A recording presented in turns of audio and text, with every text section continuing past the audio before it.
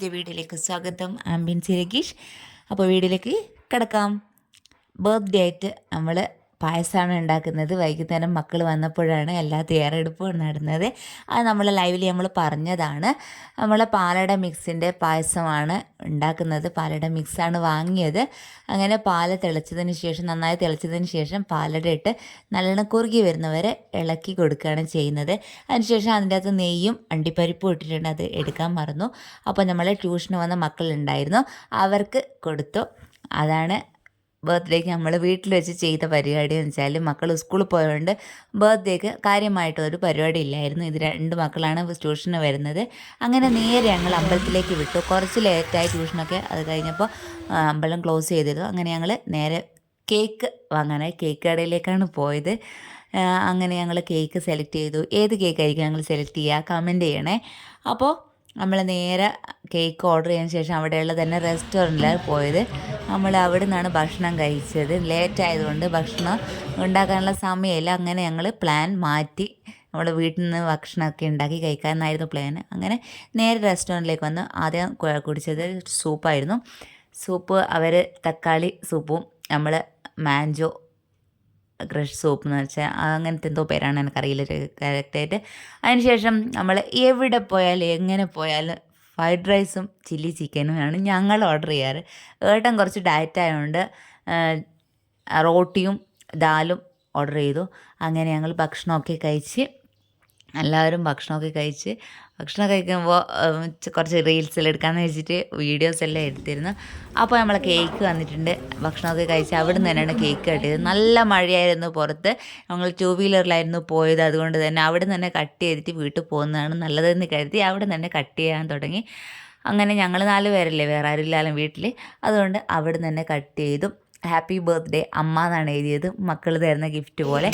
അപ്പോൾ കട്ട് ചെയ്തിട്ട് എല്ലാവർക്കും അങ്ങോട്ടും ഇങ്ങോട്ടും കൊടുക്കുകയാണ്. എവിടെ കേക്ക് ഉണ്ടെങ്കിലും അവിടെ കട്ട് ചെയ്യാൻ നമ്മളെ കുഞ്ഞാവുണ്ടാവേ. അവളെ സന്തോഷമാണ്.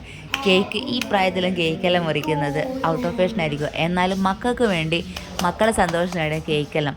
ഇതിൽ തള്ളേ വേറെ പണിയില്ലേന്നൊന്നും പറഞ്ഞ് മെസ്സേജ് അയച്ച് ഇങ്ങോട്ട് വരേണ്ട മക്കളെ.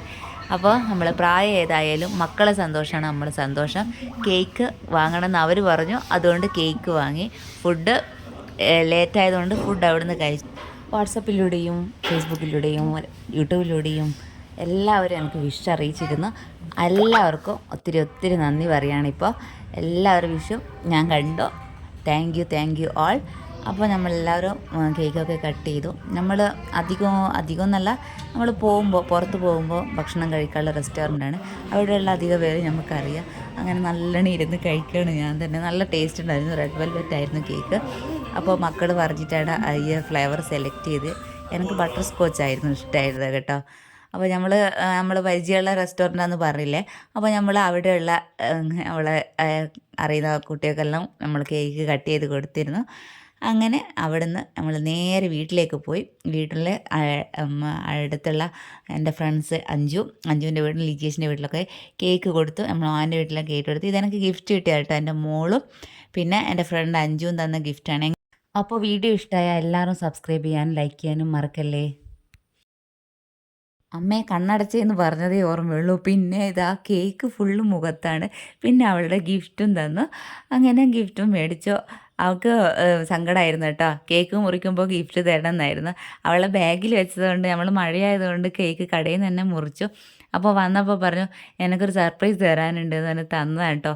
പൊളിച്ച് നോക്കുമ്പോൾ ഞാൻ ഞെട്ടി ഗൈസ്. അച്ഛൻ്റെ ഇടയ്ക്ക് നിന്ന് കാശും വാങ്ങി പോയതാണ്. അവളത് പിന്നെ ഏട്ടനും അവളെ കരാട്ടെ ക്ലാസ്സിന് കൂട്ടാൻ പോയപ്പോൾ 2 പേരും കൂടി ഒപ്പരം വാങ്ങിയതാണെന്നാണ് പറഞ്ഞത്. അങ്ങനെ അവളെ വകയെന്ന് ഒരു ഗിഫ്റ്റ് കിട്ടി. നല്ല എന്താ ഗിഫ്റ്റ് എന്ന് നോക്കുക, നല്ലൊരു കമ്മലാണ്. എനിക്ക് ഇങ്ങനത്തെ ജിമിക്ക് കമ്മൽ ഇഷ്ടമാണ്.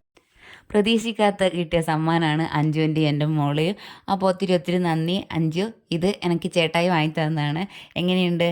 അപ്പോൾ നമ്മുടെ വീഡിയോ ഇഷ്ടമായെങ്കിൽ ലൈക്ക് അടിക്കാൻ മറക്കല്ലേ. ബൈ.